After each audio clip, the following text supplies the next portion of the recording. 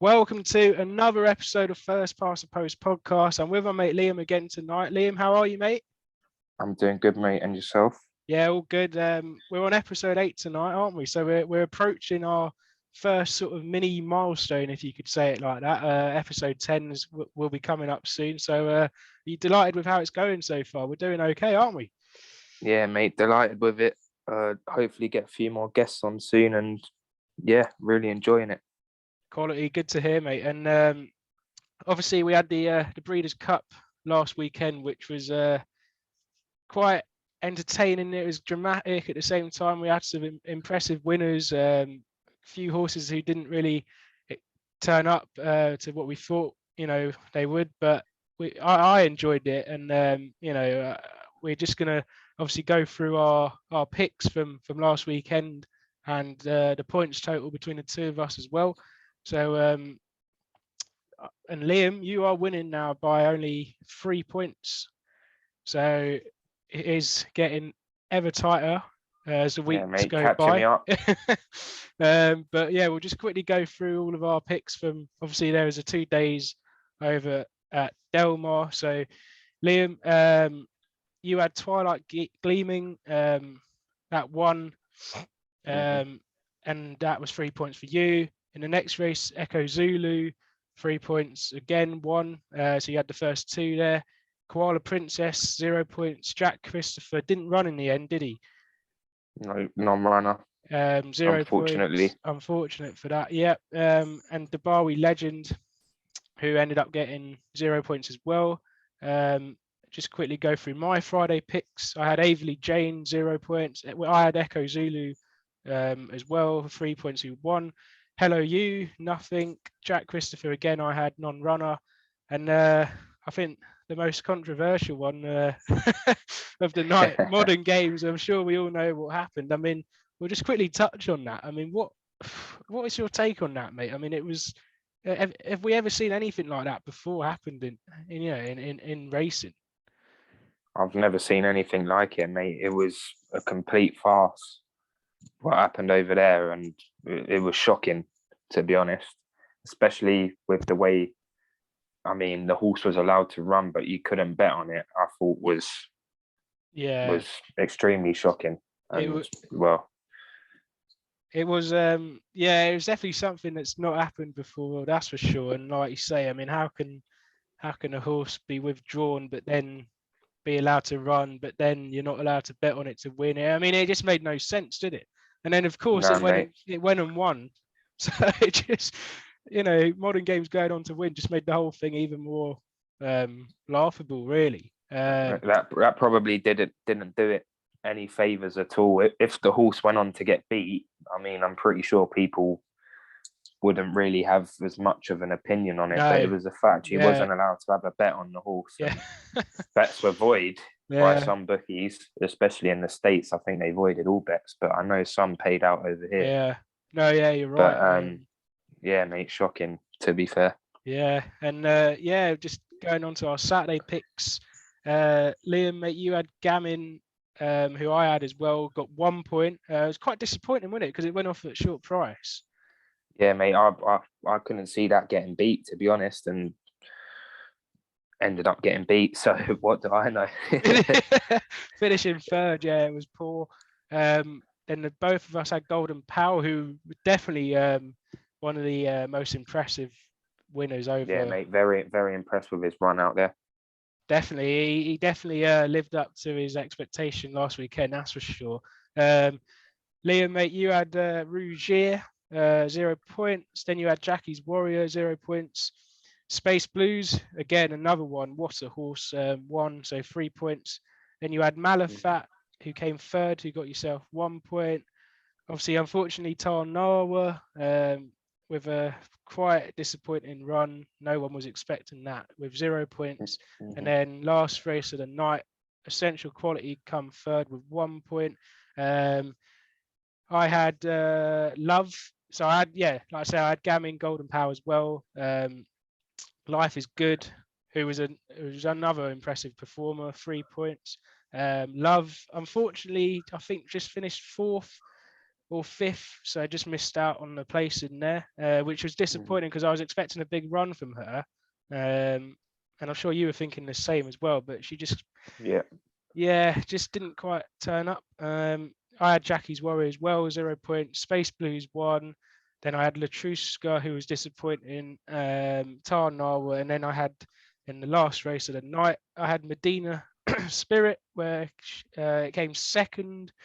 So I had 2 points, and so that puts the total 58 to you, 55 to me.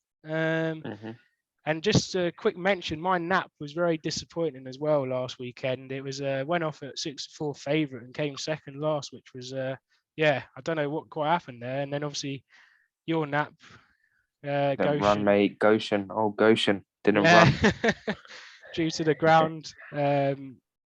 And again, that was disappointing, but nothing you can do, obviously. But some people were excited about his return, but hopefully that will come on another day. Not too far away, hopefully. So I mean that was our picks for the weekend. It weren't too bad considering obviously it was a bit different really going over in the States. Obviously you had a few of the British runners out there, but I don't think we did too badly there.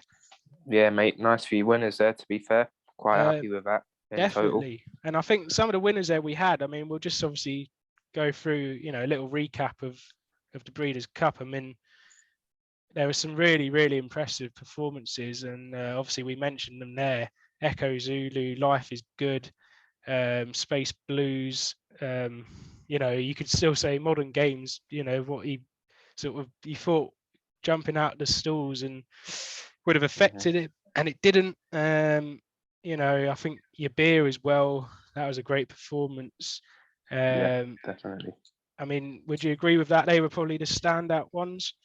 Yeah, mate. Standout performance for me was Echo Zulu. I thought Echo Zulu absolutely battered the rest of the field, and Golden Power as well for me really impressed me.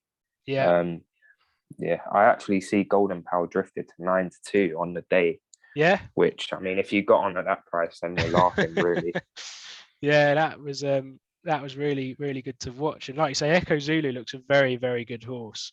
That was impressive as well. And I think obviously, the weekend that Godolphin had, Charlie Appleby, Buick with the 3 time, obviously Modern Games, Space Blues, your beer. I mean, out of the 3, is there any sort of one that impressed you the most? I think Space Blues. You'd have to say Space Blues, wouldn't you? To be honest. And obviously now he's come out that he's retired now, isn't he? Yeah, mate. After a fantastic career as well. What a horse! Certainly one of the better horses we've had in recent years for sure.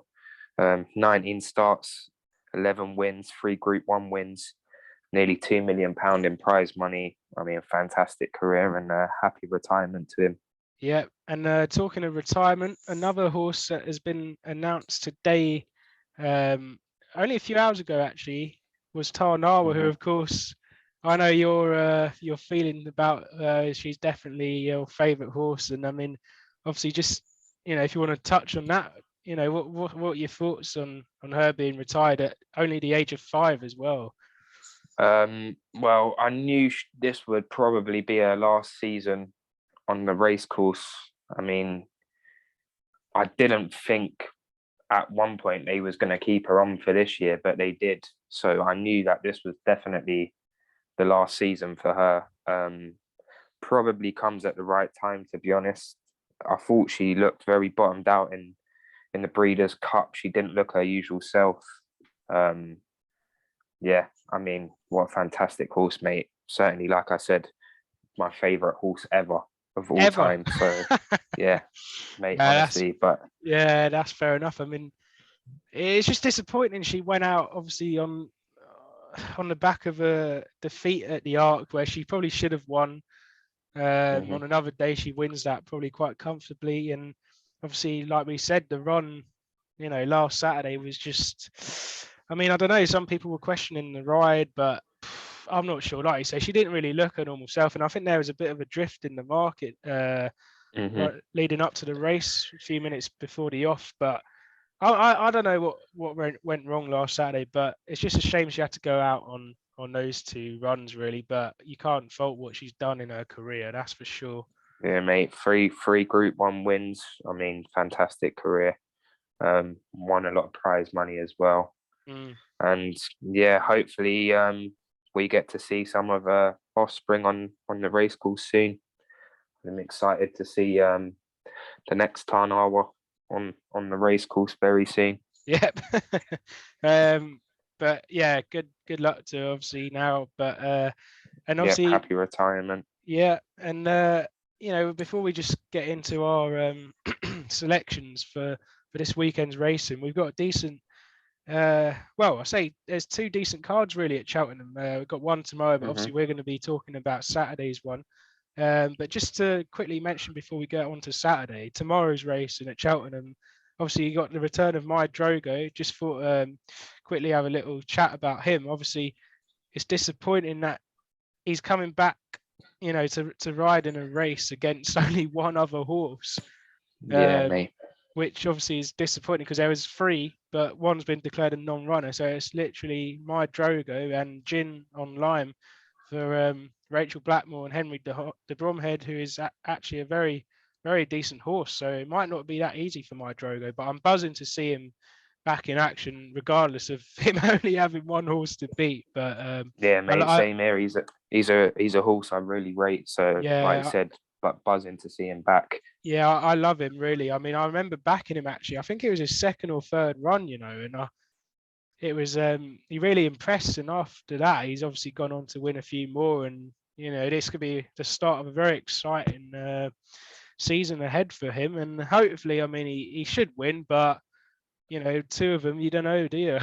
it could, Yeah, mate. it's just Exactly. disappointing. But I'm buzzing, like I said, I'm buzzing to see him back tomorrow, and hopefully he does it. But yeah, good luck to him for the season ahead. He's definitely one of Dan Skelton's biggest horses in training, I'd say. Definitely one to keep an eye on. Yeah, and yeah. So should we get into our Saturday selections then for Cheltenham? Yeah, I'll kick it off. In the 12:30, the first race, I've gone for Magistrato. He won by 12 lengths last time out in a 2 mile race of over hurdles at Chepstow, in which was his first appearance for the Nichols Yard since his switch of trainers. Previously came second on debut over in France to Porticello for David Cottine. That form has taken a boost recently with Porticello going going on to win a listed race at Wetherby. And yeah, Magistrato shouldn't have any problems at all with the ground either. So yeah, that's my pick, mate. Yeah, I've gone for the same. Can't really say much more than what you've said there, mate. I've gone for the same, and I think that form that has come to show now. I think that's big, and like you say, I don't think Magistrato should have a problem. And this probably, he's definitely the one to beat. And yeah, I'm looking forward to seeing him in action. Actually, quite an exciting horse, and I've gone for him as well, mate. Next race, the 105. I've gone for another venture for Nicky Henderson. One on his only outing over this distance, and the going shouldn't be a problem either. He's a highly experienced handicap horse over fences, winning 5 of his 12 races in this class. Like I said, for Nicky Henderson, now first time out for him since going to Nicky Henderson's yard. So I'm keen to see how he fares, and I think he should be there or thereabouts. Yeah, obviously this is like an amateur jockey's handicap chase as well. So 16 runners, it's quite hard to. I mean, if you get the winner here, fair play. I've gone actually for Manila Encore, sorry, for Dr. Richard Newland, bumper hurdle winner who made a winning return from wind operation in a small field handicap at Fakenham last month.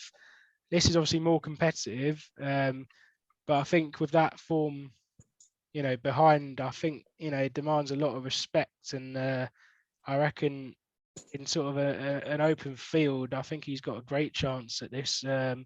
So I think Manila Encore for me.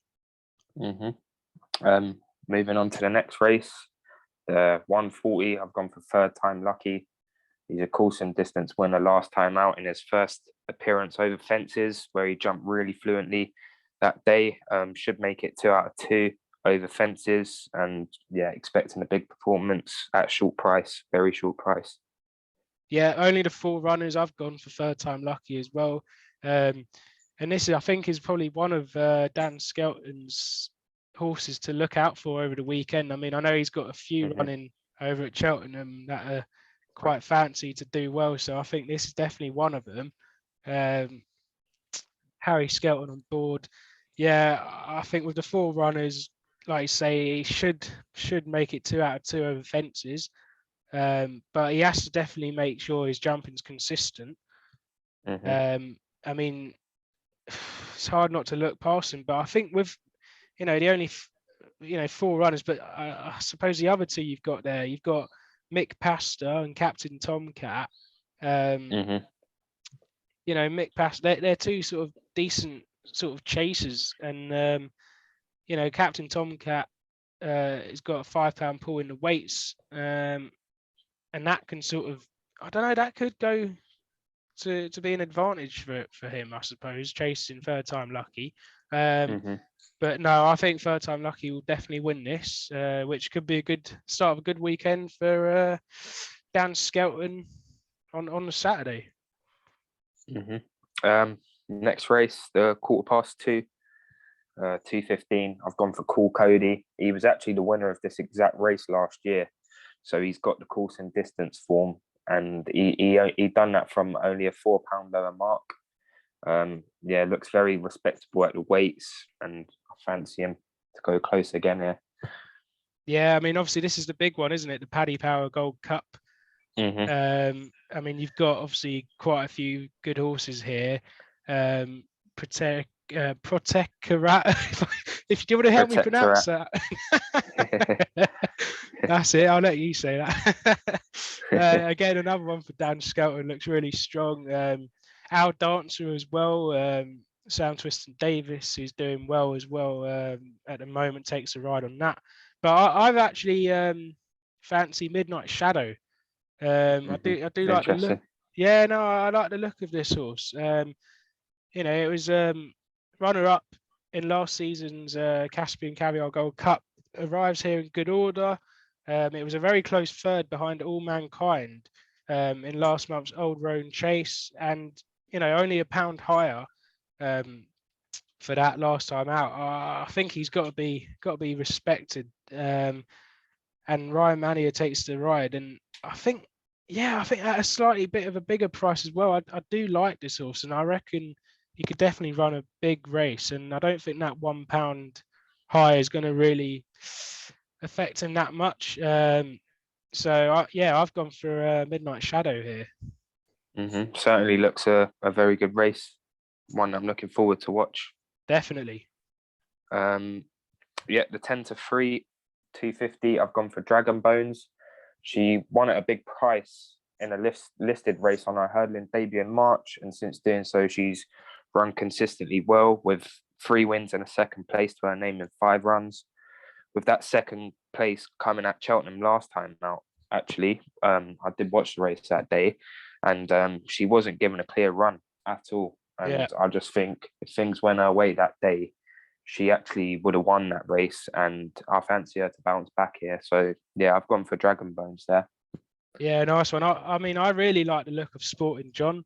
I've gone for him. I like this horse a lot. For Philip Hobbs, Tom O'Brien on board. He's a multiple hurdles winner, and landed a good race in February. His jumping sort of let him down in Grade 1 company during the spring, but I think with a wind up now, I think this could get him back on track, and I would not be surprised to see him run a big race as well. And again, in sort of a bar the favourite for the Skeltons, I think it's quite open, and I'd be looking at Sporting John to bounce back with a big run here. And I think that wind up is definitely going to be a benefit for him 100%. But it's good to see him back because like I say, I like him. He's a good horse, and hopefully runs a big race on his return. Yeah, mate, agreed. Moving on to the 325, I've gone for Mcduff. He's been progressive over hurdles and won on his handicap debut over hurdles at Aintree in a Class 2 last time out.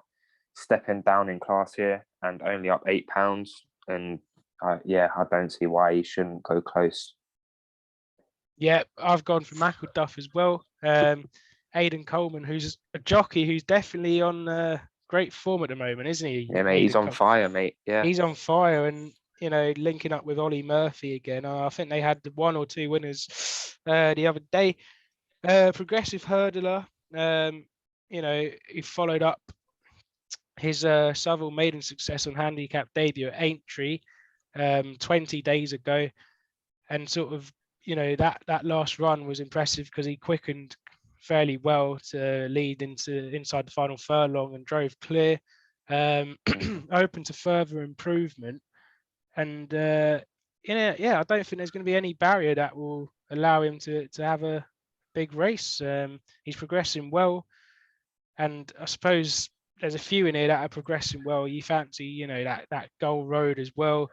Big potential, stepping up in distance as well. But I do like Mcduff, and I think Aidan Coleman on board. I think if he gives him a good ride, definitely got a very, very, very good chance. Yeah, mate, I agree. Like I said as well, I think it's huge. He won a Class 2 last time out, and he's actually stepping down in class as well. So I think that would be huge. That's a big plus. That yeah. On to the last race of the day at Cheltenham, the 355. I've gone for Bonte. She's unbeaten in both of her 2 starts, both of which were also bumpers. Sorry, this is a bumper race, by the way. Including course and distance form here last time out. She looks a very useful filly, and I think she'll make it 3 out of 3. Yeah, I've gone for Lady Excalibur. Harry Cobden takes the ride, and I'll be honest with you, mate. I'm not a fan of bumpers. Yeah, I'm not a great fan of bumpers. I don't mind them. I think they're quite good. I don't know. There's something about them. I'm not too keen on them, but I've gone for Lady Excalibur here, and daughter of Camelot as well. Last run wasn't bad at all because she actually went and won her first race as well, came second in her second outing, and obviously won her last. So, a form that reads nicely, and sort of, last run out, she was impressive. I mean, she stayed on inside the final furlong really nicely, led close home, and obviously won at Aintree, 2 miles, 1 furlong as well. Quite a few run in that race, and quite a few were running in this too. So got the experience there. And Harry Cobden, we all know he's a great jockey. I think could run a big race on her as well. Yeah, I like the look of Lady Excalibur, definitely. Best of luck with them, mate. I'll move on to my nap now. Obviously, we go for a different meeting with our naps. So I've gone for the 2 o'clock race at Wetherby on the Saturday. I've gone for Northern Bound.